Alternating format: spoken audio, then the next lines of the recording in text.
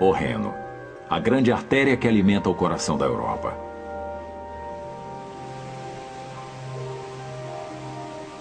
Esse é um rio que mudou o curso da história.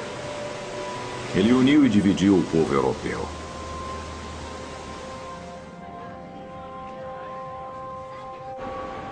Por um lado, o Reno é uma rota vital de comércio, ligando países e culturas em seus 1.300 quilômetros de jornada da nascente até o mar. Por outro lado, é uma barreira entre nações, uma fronteira a ser cruzada. Através da história, o Reno conheceu batalhas sangrentas e ouviu o lamento da guerra.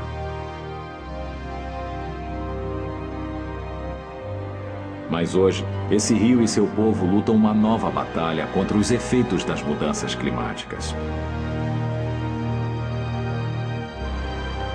Com o aquecimento global, o gelo alpino que alimenta o rio está derretendo mais rápido.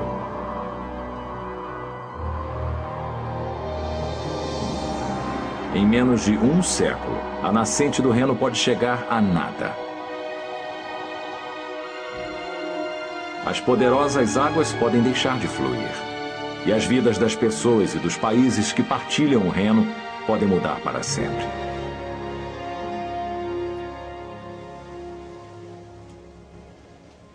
Os rios e a vida.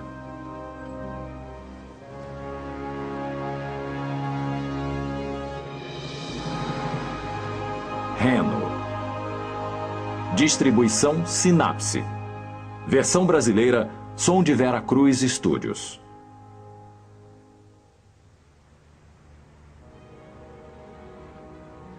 Holanda, Alemanha, França, Liechtenstein, Áustria e Suíça. 6 países tocam as margens do Reno.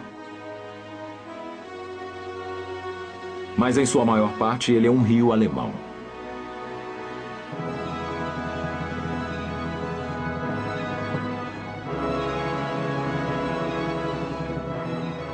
O Reno é a chave da identidade alemã.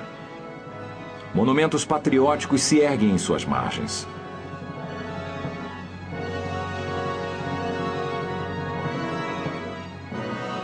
No seu curso, o Reno passa por gargantas ricas em castelos, cheias de mitos e fantasias, e imortalizadas na música de Richard Wagner. Essas mesmas lendas, modificadas em nome do nacionalismo e do racismo, eram um tema ameaçador na violência pavorosa da Segunda Guerra Mundial.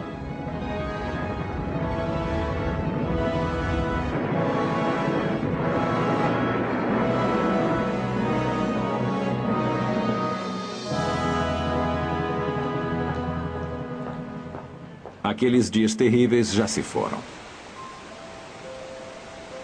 Mas agora outra guerra é travada no Reno. Uma luta contra o tempo. Enquanto as geleiras que alimentam o Reno continuam a encolher, há um perigo real de que a nascente do rio seque completamente. As pessoas que vivem e plantam nas montanhas próximas à geleira sabem muito bem dessa ameaça iminente. Meu pai sempre dizia que levava 10 minutos para andar da aldeia à geleira. E hoje em dia você pode andar 3 horas e ainda não chegar nela. Com o ritmo do aquecimento global, o futuro do rio mais movimentado e mais importante da Europa está ameaçado como nunca esteve.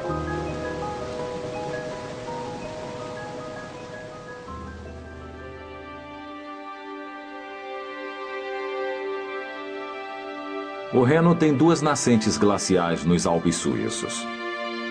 Depois de sua descida tumultuada pelas montanhas, esses 2 canais se unem para formar o rio mais simbólico da Europa.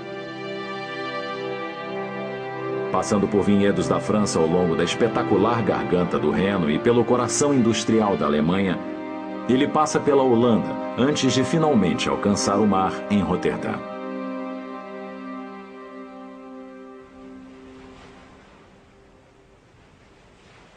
Se estendendo por mais de 40 quilômetros de margens, Roterdã é um dos portos mais movimentados da Terra. O delta do Reno é crucial para o sucesso econômico da Europa.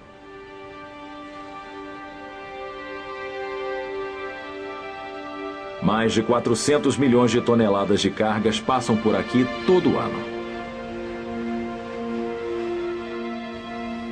É aqui que o Reno segue para o Mar do Norte, onde grandes embarcações carregadas de mercadorias deixam a Europa e seguem para o resto do mundo.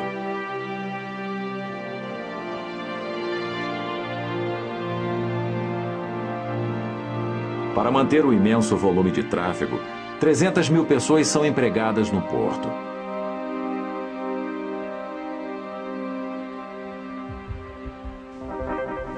Praticamente tudo aqui é controlado por computador. Até os navios navegam por radar.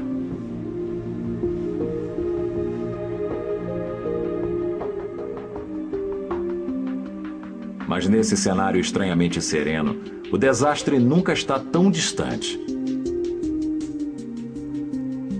Roterdã é mais do que um porto de transição. Ele é um complexo industrial e o mais importante polo petroquímico do mundo. Esse é um lugar muito volátil.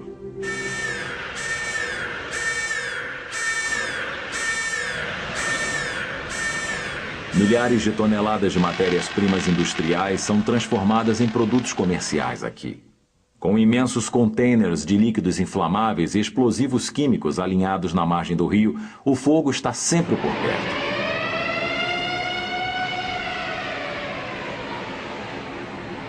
Quando o desastre acontece, bombeiros especialistas como Alex Truman são a primeira e única linha de defesa do Reno.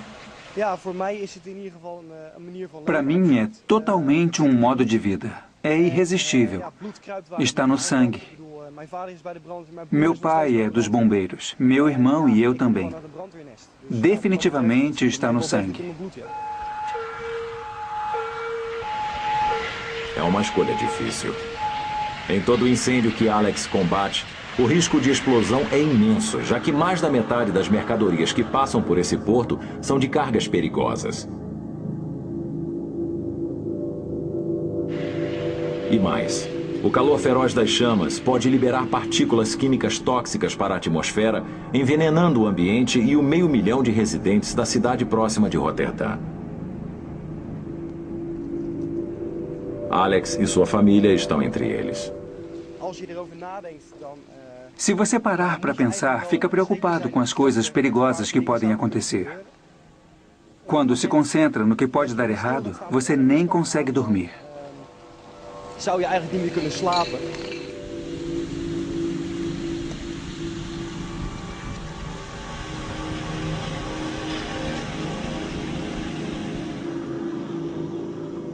As habilidades de Alex são tão especializadas que empresas de toda a Europa enviam seus funcionários para aprender com sua equipe na área de treinamento de desastre do porto. Esse complexo inclui até um petroleiro que é incendiado várias vezes por dia para que os alunos possam treinar como agir em acidentes industriais.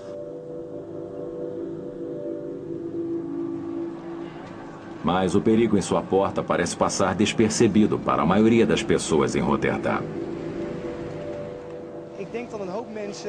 Acho que muita gente vê o que acontece em volta, mas não para pensar no que pode dar errado. Elas nem sabem o que pode acontecer.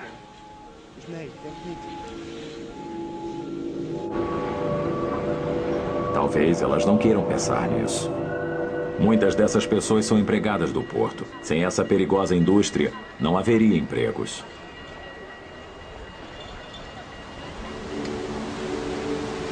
Mas o Reno sempre foi mais que um elemento vital da economia. Ele alimenta a cultura e a tradição. Antes de aprender a controlar o rio, pescadores falavam de mulheres, duendes e outras misteriosas criaturas que eles acreditavam viver debaixo das águas traiçoeiras.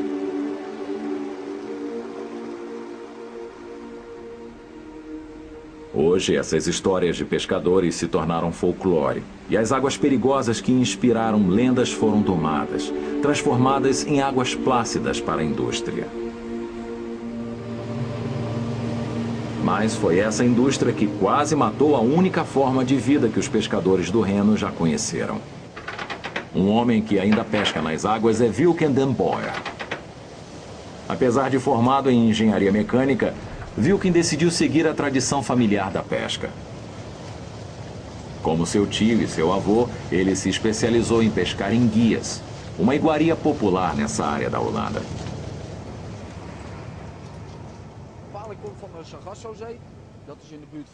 As enguias vêm do mar de Sargasso, próximo a Cuba.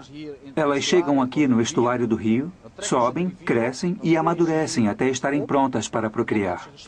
Aí fazem seu caminho de volta para o mar de Sargasso, onde se reproduzem.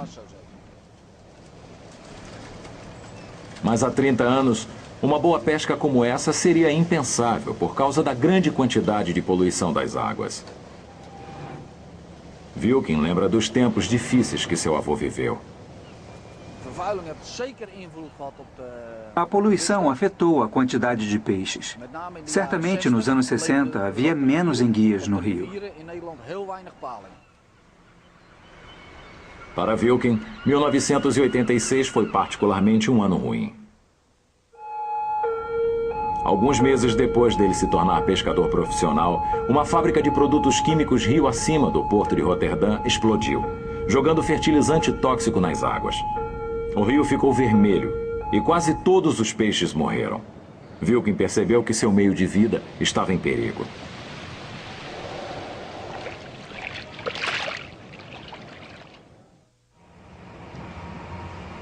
Hoje, ele é um dos 6 pescadores que restaram no negócio entre os imensos petroleiros e navios de carga do porto de Roterdã. Mas a maré de sorte pode mudar, já que as autoridades recentemente fizeram um esforço concentrado para limpar as águas. Nos últimos anos, vimos muito mais salmão. Eles tinham morrido devido à poluição. Nos anos 50 e 60, quase não pegávamos nenhum. Mas recentemente começamos a pegar de novo centenas por ano. Com o retorno dos peixes ao Reno, Wilken espera que um dia seus filhos se juntem a ele e continuem a tradição familiar.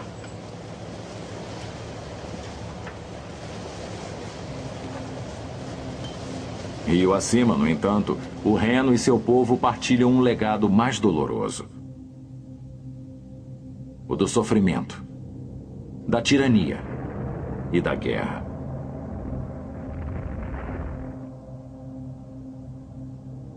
No lado leste da Holanda, perto da fronteira com a Alemanha, o Reno forma uma barreira natural entre os dois países. Uma fronteira a ser transposta. Esse é um rio que ouviu a marcha dos exércitos e as explosões das bombas. Nunca o lamento da guerra foi mais forte quanto durante a Segunda Guerra Mundial. Enquanto os aliados avançavam, Adolf Hitler usava o rio como a última linha de defesa para proteger a Alemanha e os territórios ocupados pelos nazistas. As pessoas que viviam ao longo das margens do Reno estavam no meio do fogo cruzado. Tano Pieterse só tinha 12 anos quando os alemães ocuparam a cidade holandesa de Arnhem. Ele lembra de crescer numa atmosfera de medo e suspeita, em que você olhava em volta antes de conversar com o vizinho. A ocupação teve todo tipo de consequências desagradáveis para nosso país. Perseguição, campos de concentração, assassinato e morte. Em setembro de 44, os ingleses tramaram um plano chamado de Operação Market Garden, para tentar levar a guerra a um rápido fim.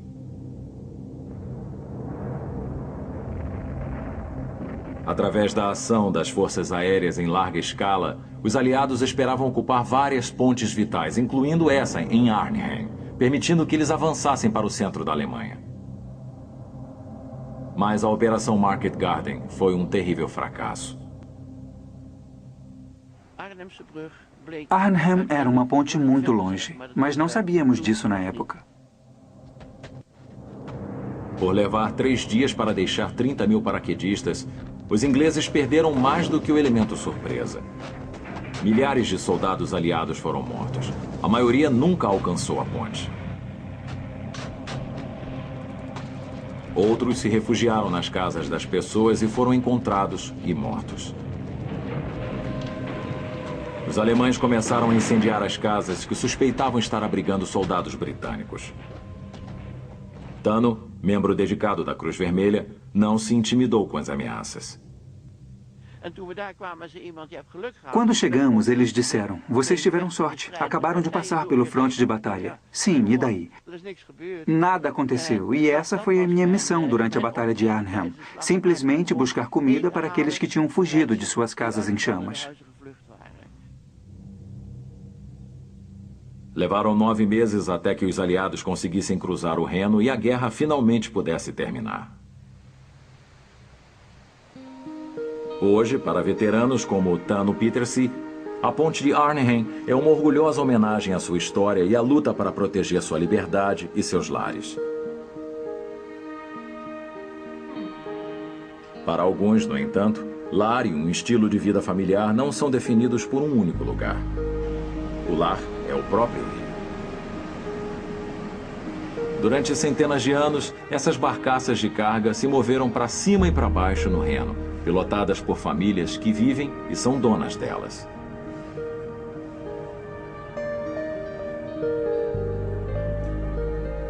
Herr Veldman e sua esposa são de famílias de donos de barcaças e ganham a vida transportando mercadorias pelo rio. Eles cresceram na água.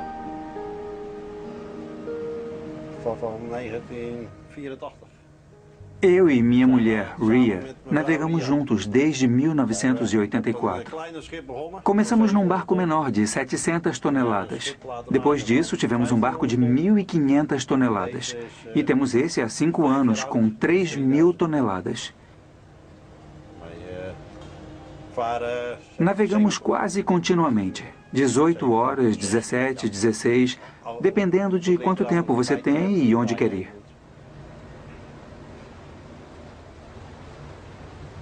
Apesar de terem uma casa em terra firme na Holanda, onde crianças vão para a escola, eles passam boa parte de sua vida navegando no conforto. Essa é a cozinha. Aqui fazemos nossas refeições no almoço e à noite. Esse é o forno e os eletrodomésticos como o micro-ondas, a geladeira e o freezer. Aqui é a sala de estar. Essa é a mesa onde comemos quando recebemos a família e os amigos. O sofá e o nosso filho Stefan. É aqui que relaxamos. A televisão e esse é o quarto do nosso filho mais velho. Enquanto viajam pelo rio, famílias em barcaças testemunham em primeira mão a história mutante do Reno e da terra por onde ele passa. Deixando a Holanda, os Veldman cruzam a fronteira para a Alemanha em direção a Duisburg, uma cidade calçada em seu passado industrial.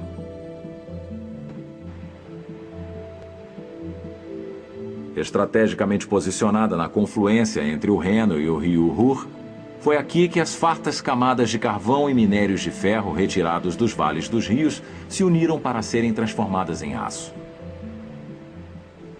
No século XIX, Duisburg era uma cidade crescente e o maior porto interno do mundo. Mais de 500 mil de pessoas eram empregadas aqui nas indústrias sujas e perigosas. O aço feito em Duisburg podia ser levado pelo rio e exportado diretamente pelo mar.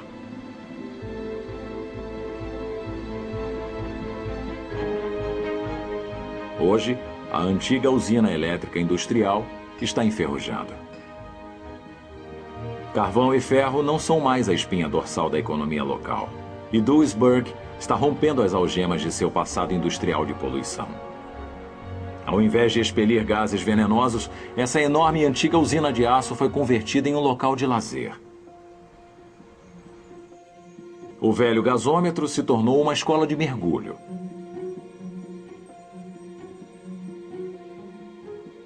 Nada mais é produzido em Duisburg, mas ela ainda é um centro próspero de comércio.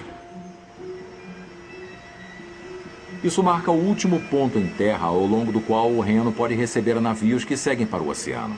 Em Duisburg, Navios grandes devem transferir suas mercadorias para barcos menores e vice-versa. É nessa transferência e troca de cargas que a cidade ganha dinheiro.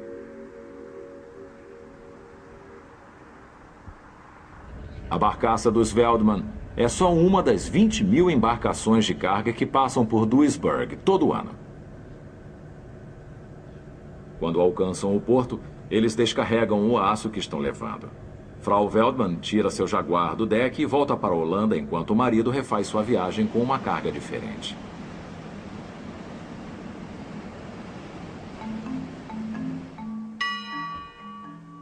Em outros tempos, as pessoas consideravam a noção de comércio livre no Reno uma bobagem.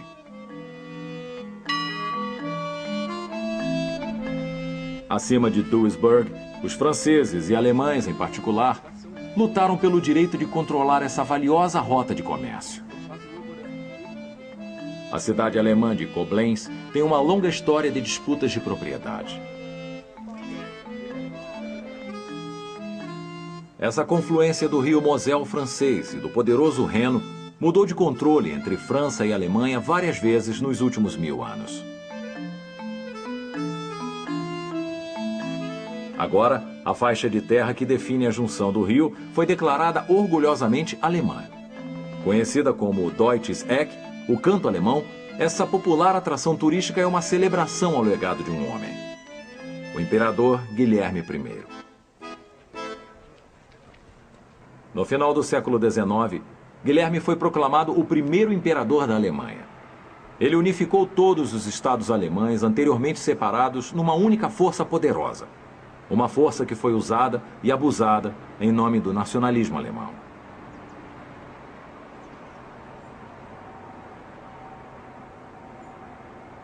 Hoje, a política da velha Europa é relegada ao passado. E resta aos turistas, alemães e estrangeiros, apreciarem a estátua pelo que ela realmente é. Um lindo monumento.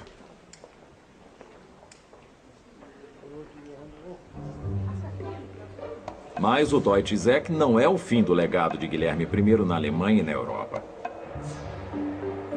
Ele e seu governo foram importantes no antigo estreitamento do canal do Rio Reno. No início do século XIX, o rio era conhecido como o Reno Selvagem, com numerosos canais e centenas de ilhas. A constante mudança de volume das águas inundava aldeias e terras férteis valiosas.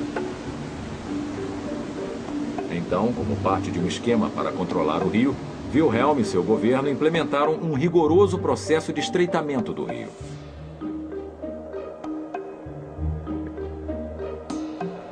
Hoje, 200 anos depois, as margens do rio foram dramaticamente transformadas de uma rede de canais menores em um único mais largo, efetivamente um canal cortando a Europa.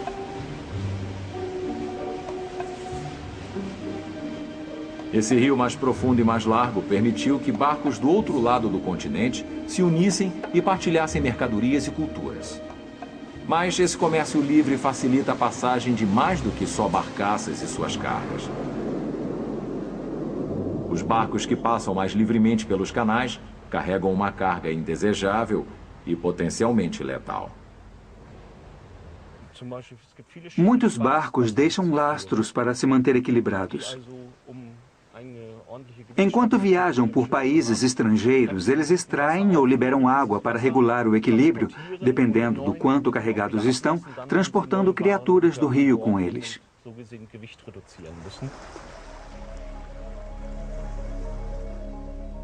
Para o Dr. Stefan Niering, observar as criaturas que vivem em torno e dentro do Reno é um hobby.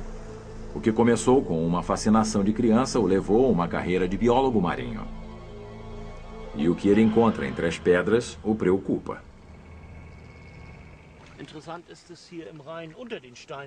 É muito interessante ver o que pode ser encontrado debaixo dessas pedras nas margens do Reno. Poucas criaturas vivem aqui. Vemos um pequeno camarão. Esse é um crustáceo que vem do Mar Negro pelo canal principal do Danúbio. É um predador e ele adora comer outros camarões que são nativos dessa região. E é por isso que ele é chamado de camarão assassino no meio científico.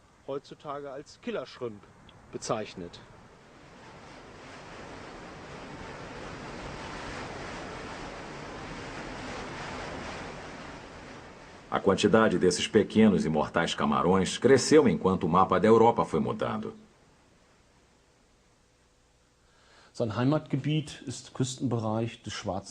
O seu lar natural é a região do Mar Negro. Mas nos anos 80, essa criatura viajou pelo Danúbio e foi encontrada na Alemanha pela primeira vez em 1991. Achamos que isso aconteceu porque o leste europeu se abriu para o oeste. E isso levou a um aumento no movimento da navegação no Danúbio.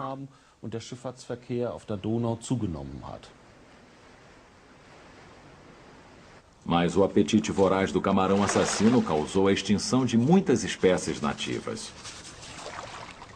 E é impossível voltar no tempo.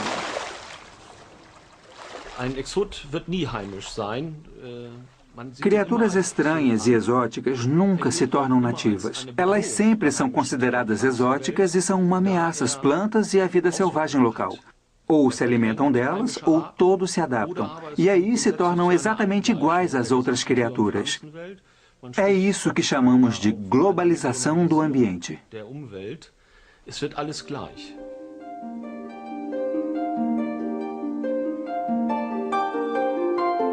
Mais acima do rio, o Reno recebe um tipo diferente de viajante estrangeiro.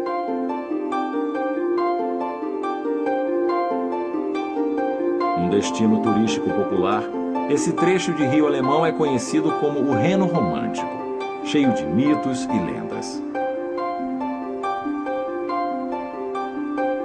Um ponto alto na trilha turística está aqui, o Rochedo de Loreley.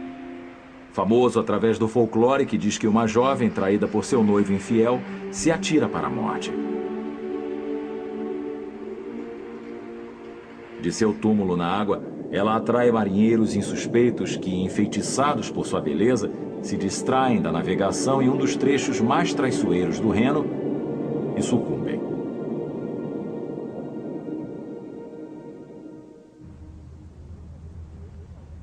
A história da donzela do Reno reflete uma verdade histórica. Aqui, o Reno sempre foi um trecho difícil de ser navegado. As rochas ficam próximas à superfície e as correntes puxam os barcos mais leves para as águas perigosas. Muitos marinheiros perderam suas vidas. Esse não é o único folclore que une as águas do Reno aos mitos germânicos. A história de um tesouro em ouro, que dizem ter sido roubado de 3 outras donzelas do Reno, foi o que inspirou Richard Wagner a compor seu famoso ciclo operístico, O Anel de Nibelung.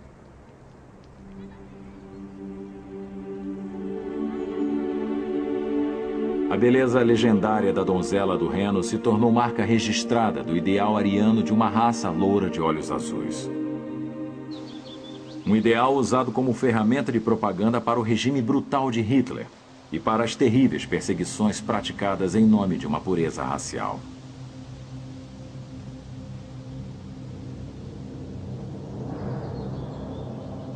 Esse é o cemitério judeu mais antigo da Alemanha.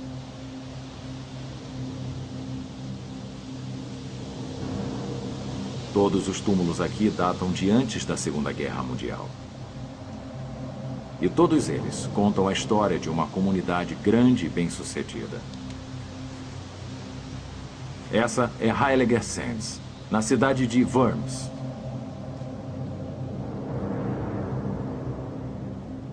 Há alguns judeus vivendo em Worms hoje, mas são imigrantes russos recentes. Os judeus alemães que fizeram de Worms seu lar desde a era medieval simplesmente foram apagados.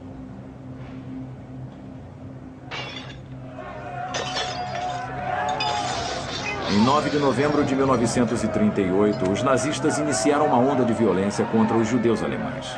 No espaço de algumas horas, milhares de sinagogas, negócios e lares judeus foram destruídos. Isso era chamado friamente de Kristallnacht.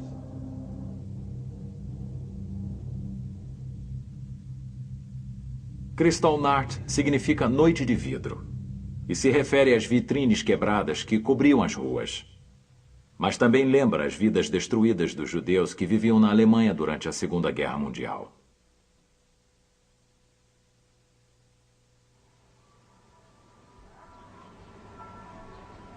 Mais de 70 anos depois, gente de todas as crenças e culturas vivem e trabalham nas ruas de Worms. Nessas antigas vielas ecoam o som da nova vida. Há um multiculturalismo refletido nas comunidades do Reno, desde que pessoas de diversas nações foram convidadas a trabalhar na Alemanha durante a reconstrução pós-guerra. O maior grupo de residentes estrangeiros veio da Turquia. Hasan Özdemir é um escritor e poeta turco que chegou na Alemanha aos 16 anos e nunca mais saiu.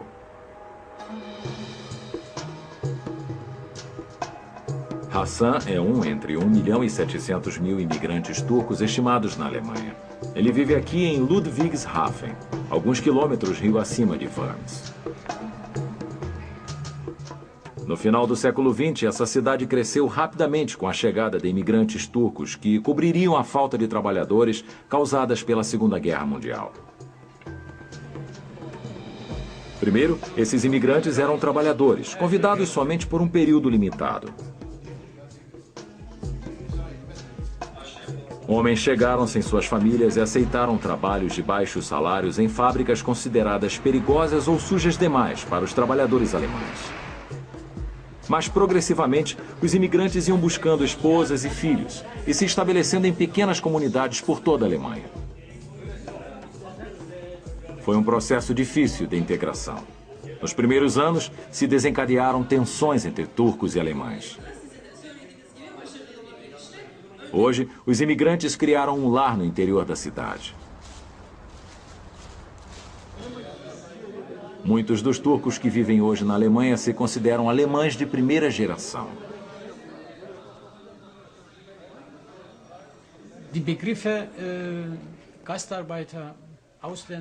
O termo Gastarbeiter, estrangeiro, é um termo que eu rejeito completamente.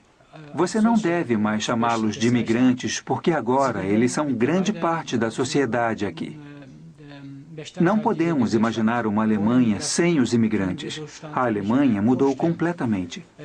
E há uma nova geração crescendo aqui que assumiu a responsabilidade por esse país e, por causa disso, devem ser chamados de alemães. E quando você fala em estrangeiros, deve considerar os alemães também como estrangeiros, porque eles não conhecem mais a verdadeira Alemanha.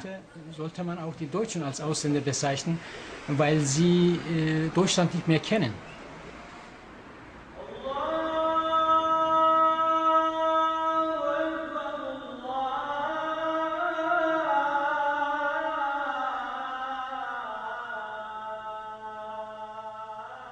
Enquanto os antigos preconceitos se esvaem, a atmosfera nessa cidade é mais de aceitação e de tolerância. Uma nova mesquita foi construída em Ludwigshafen. E gente de todas as crenças são bem-vindas aqui. Até são encorajados passeios escolares para que alunos visitem e aprendam sobre o Islã.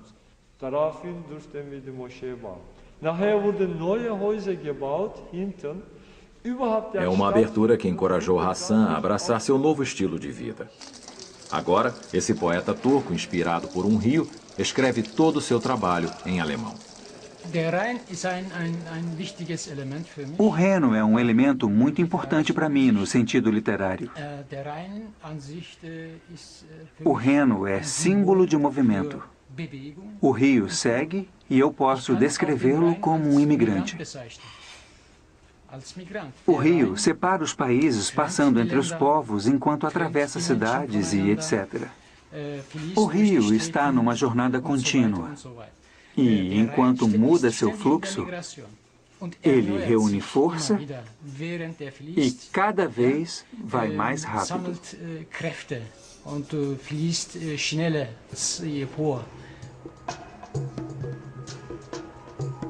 Acima de Ludwigshafen, o rio que é a inspiração criativa de Hasan continua a mudar. Dessa vez, de rio alemão a francês. Aqui, as águas também formam uma fronteira longa e natural disputada entre nações. Com a Alsácia-Lorena francesa de um lado e a Floresta Negra alemã do outro, O Reno agora divide os dois países que brigaram por suas margens por muitos anos.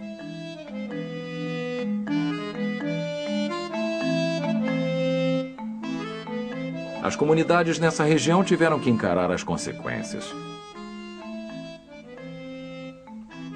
Originalmente cidadãos franceses, o povo da Alsácia se tornou prussiano depois da Guerra Franco-Prussiana do século XIX. 50 anos depois da Primeira Guerra Mundial, ele se tornou francês de novo. A família de Jean Rugel faz vinho em Riquevire, na região da Alsácia, há quase 400 anos. E eles sentiram pessoalmente a dureza de duas nações lutando por sua lealdade. Meu avô nasceu francês em 1869, mas se tornou prussiano em 1871. Em 1918, ele era francês de novo. E durante a guerra, os nazistas tomaram a Alsácia com mão de ferro e nos atacaram. Então, tivemos que nos tornar apoiadores de Hitler. Não de verdade, mas na aparência.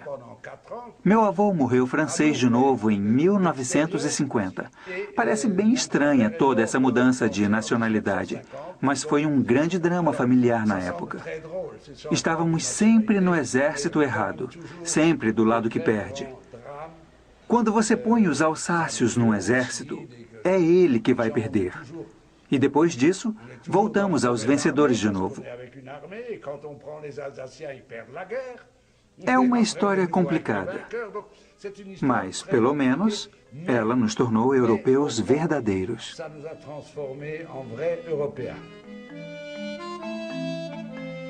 Apesar de trazer uma grande crise de identidade, viver próximo ao Reno também trouxe muita riqueza ao vinhedo da família.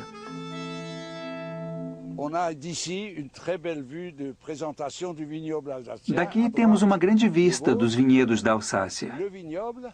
À direita, o Vogue, a planície do Reno e o rio um pouco mais adiante, não muito perto. Seria perigoso. E depois tem a Floresta Negra. E, do ponto de vista do rio, é o ponto mais ao sul dele, em que a água vai para o norte. Então, é o lugar ideal para negócios de exportação de vinho.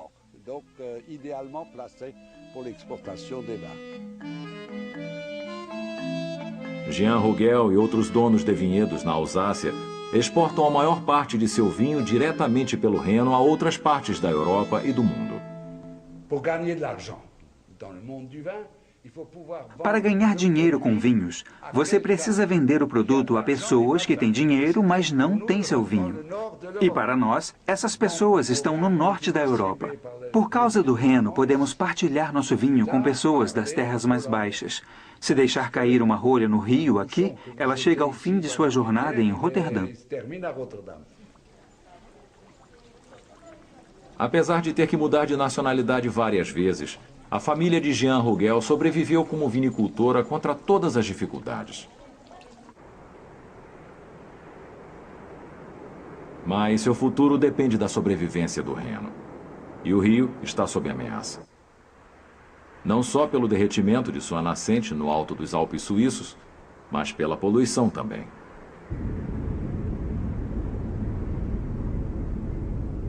Mais acima do rio, o Reno cruza a fronteira de um quarto país. A Suíça, que também é lar das nascentes gêmeas do Reno, os rios Vorderrhein e Hinterrhein. Por ser um país que não se liga ao mar, o rio é o centro do sucesso da economia suíça. Marcando esse ponto onde o Reno entra na Suíça, está a cidade suíço-germânica de Basileia, um rico centro de comércio estabelecido nos lucros de indústrias químicas e farmacêuticas especializadas. Mas para o Rio e o povo de Basileia, o sucesso tem um preço.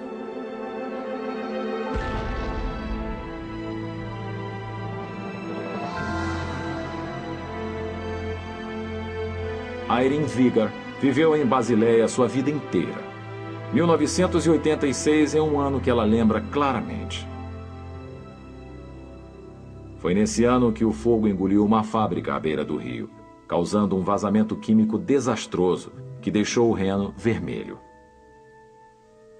Rio abaixo, até Roterdã, a poluição levada pelas águas matou a vida selvagem e devastou a indústria de pesca do Reno.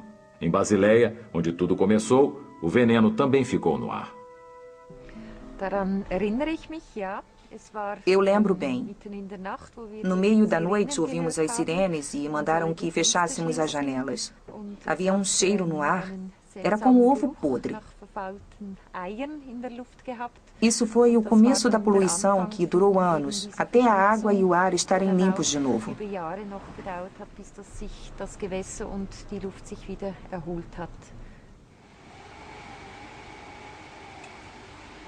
Cuidados extra especiais são tomados para testar a pureza da água do rio hoje em dia.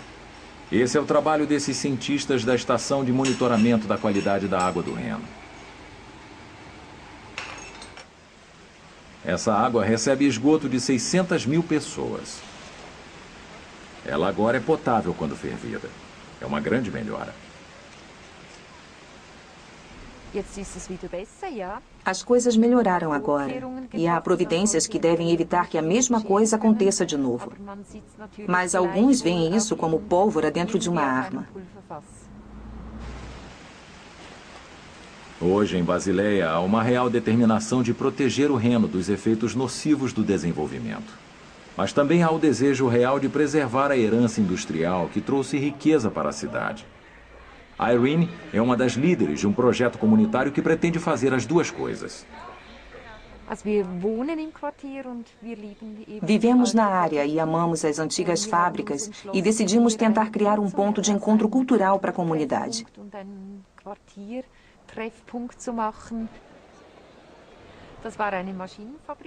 Essa velha fábrica de máquinas pertenceu a uma empresa mundialmente conhecida, mas eles se mudaram porque não havia espaço suficiente para expandir.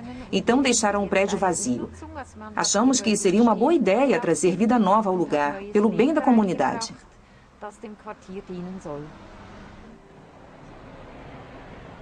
Com uma livraria, um restaurante e até uma escola de circo, agora esse é um lugar de toda a comunidade. E o Reno está em seu coração. Esse centro está um pouco distante do Reno. E no início fomos criticados porque não era no centro da cidade. Mas acho que até aqui você sente o fluxo do rio.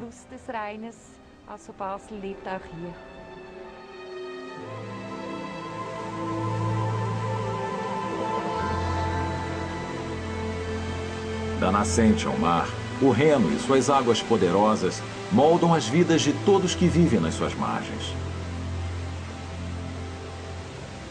Mas o que acontece se o fluxo do grande Reno for reduzido, já que sua nascente derrete e pode um dia secar totalmente? É um pensamento triste que essas quedas d'águas magníficas, as maiores da Europa, possam ser reduzidas a águas lentas um dia.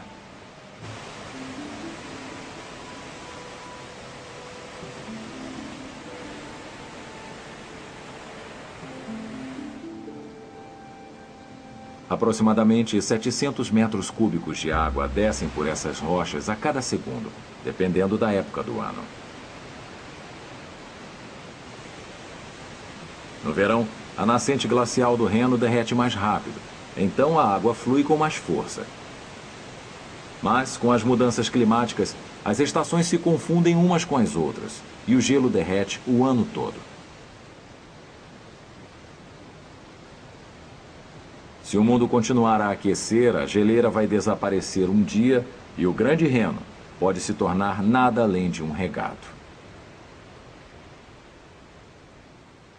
Tudo no rio vai mudar.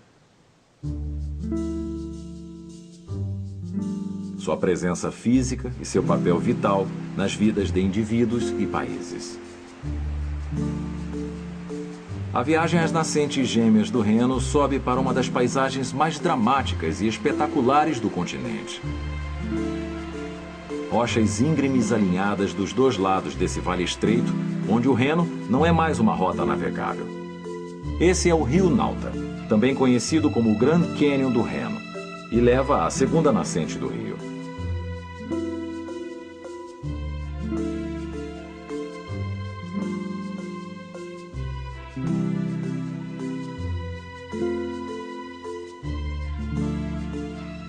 Esse lago pequeno e gelado é a nascente do Vorderrhein. Mas a maior nascente do Reno é a geleira de Rhine van Horn, carinhosamente chamada de Paraíso, por causa de uma antiga lenda. É aqui que a ameaça ao rio fica bastante clara.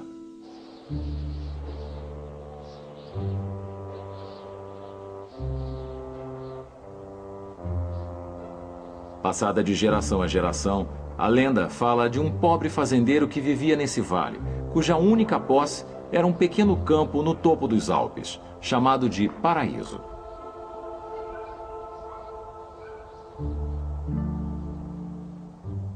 Um vizinho ganancioso roubou suas terras, mas a mãe natureza jogou seu encanto e, de manhã, o campo estava coberto por uma grossa camada de gelo, formando a geleira de Rhine van Horn e a nascente do Reno.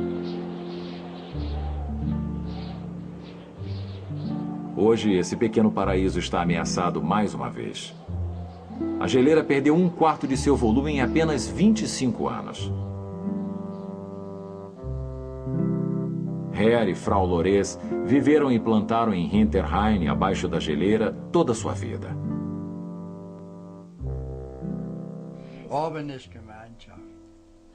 O topo da montanha é uma terra comum.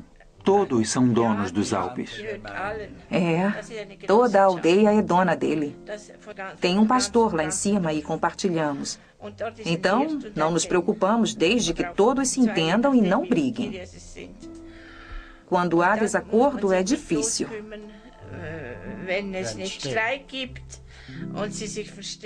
E todos precisam negociar.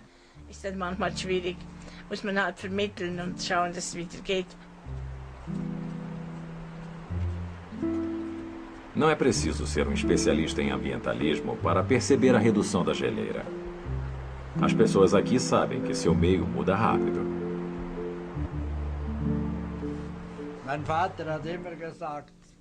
Meu pai sempre dizia que levava 10 minutos para andar da aldeia à geleira. E hoje em dia, você pode andar 3 horas e ainda não chegou nela.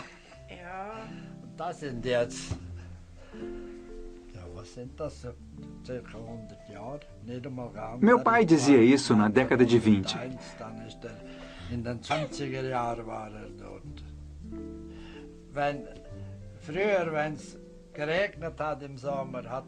Antes, quando chovia, ficava tudo na montanha. Mas agora vai descendo tudo e há perigo de uma avalanche.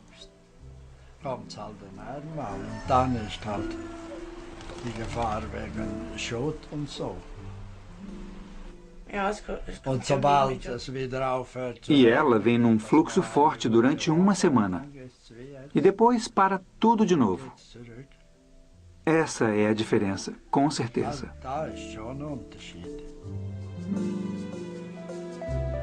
E se a geleira descongelar completamente, os efeitos podem ser terríveis.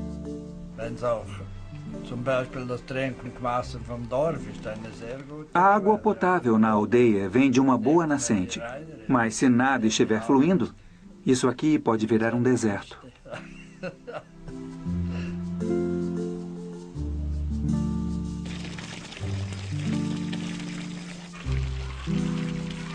Enquanto o derretimento da geleira continua, o Reno e as vidas de todos aqueles que dependem dele estão em perigo.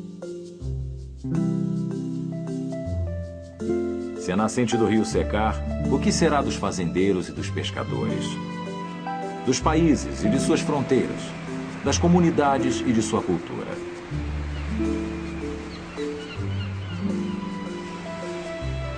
Se o curso do rio mudar para sempre, a vida nessa parte do mundo ficará irreconhecível.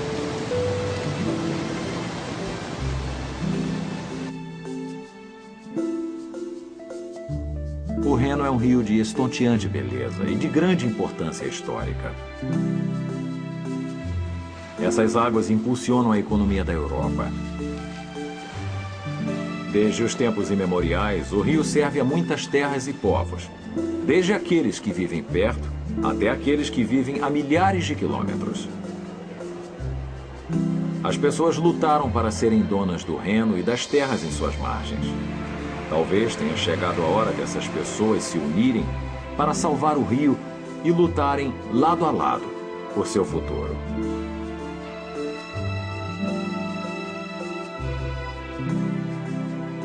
com as vozes de Carlos Renato, Isabel Lira e Maurício Berger.